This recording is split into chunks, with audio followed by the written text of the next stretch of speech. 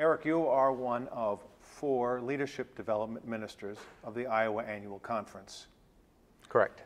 What is a leadership development minister? Well, as you say, there's 4 of us who share the title of leadership development minister. Each of us have some additional title that goes with that. I'm the leadership development minister for young adult and generational ministries.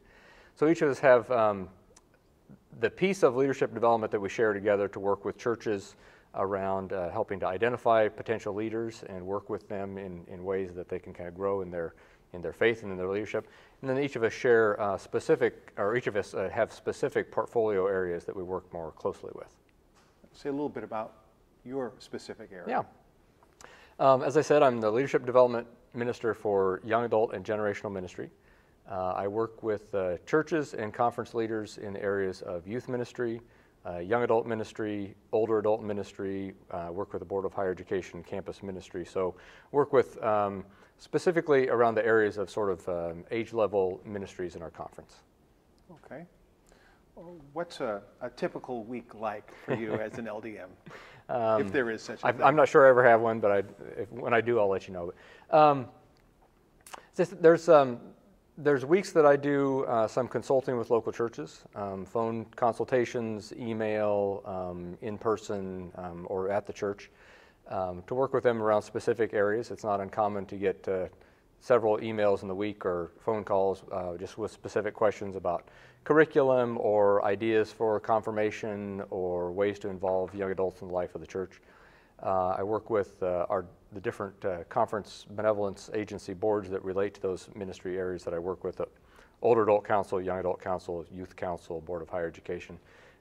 So work with the leaders of those boards and members of those boards on ways to provide resourcing. Work with the other leadership development ministers around new places for new people, one of the current initiatives of our annual conference. So work with them around some of the planning of that. So that's a piece of what I might do. And you have a big event at the turn of each year that you are responsible for supporting and helping to coordinate. Right. We have the Youth Strike for Christ event that is the first weekend in February every year. A large event, about 500-600 youth and adults who work with youth ministry. That is a 3-day event. Big speaker, band, those kinds of things, kind of a high energy event. And I work, I like to say, kind of behind the scenes.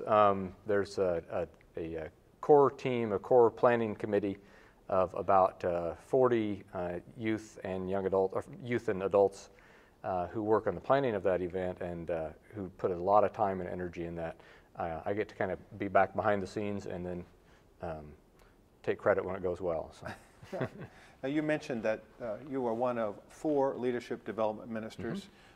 How do you work together? How do you support each other in your ministries? Yeah, thank you. We meet together regularly, at least weekly, often some more than that if we're working on specific projects. As I say, we usually have at least 1 or 2 big projects, big initiatives like New Places for New People that we're working on together. In the past, we've done district coffees in all of the districts on an annual basis. We do some other events like that we work all 4 of us together or in pairs of 2 or 3. And so we support each other in the various portfolio areas that we're involved in. In some natural ways. Namely, say, Young and I worked together a couple of years ago with a young adult social justice group that kind of combined our 2 areas of ministry. Scott Hibben and I worked together around different ways of connecting with young adults in the life of the church, some issues of new church development, evangelism. And David Hobbs and I worked together around Christian education, specifically for young adults and youth. So there's a lot of different ways that we sort of cross paths and cross-pollinate the ways that we're working together. Good. One last question. How can the clergy and lay of the Iowa Annual Conference help and support you in your ministry? Oh, okay. I think I would answer that question by saying, I guess, a couple of ways. One would be to let me know how I can better resource and support them. So I'm always interested, willing, anxious to receive feedback from local church leaders and clergy about things that they need, questions that they have, better resourcing that we as a conference can provide. So one of the primary ways would be to be in contact with me about things that they need.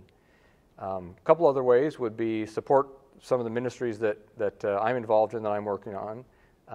The Youth Strike for Christ event, for example. The Older Adult Council often has events that they're promoting, that they're working on, that would help resource local churches to be in attendance at those events, to support those, to help identify youth, young adult, and older adult as well, but especially youth and young adult leaders in our conference for conference boards and agencies, to submit names and information to our Wesley Foundations and our United Methodist related colleges that help them be in contact with our young people that are on those campuses. Are all ways that I think we can be sort of connectional together, and that helps me in what I do. Hopefully that helps local churches in what they do. Great, thanks. Okay, thank you.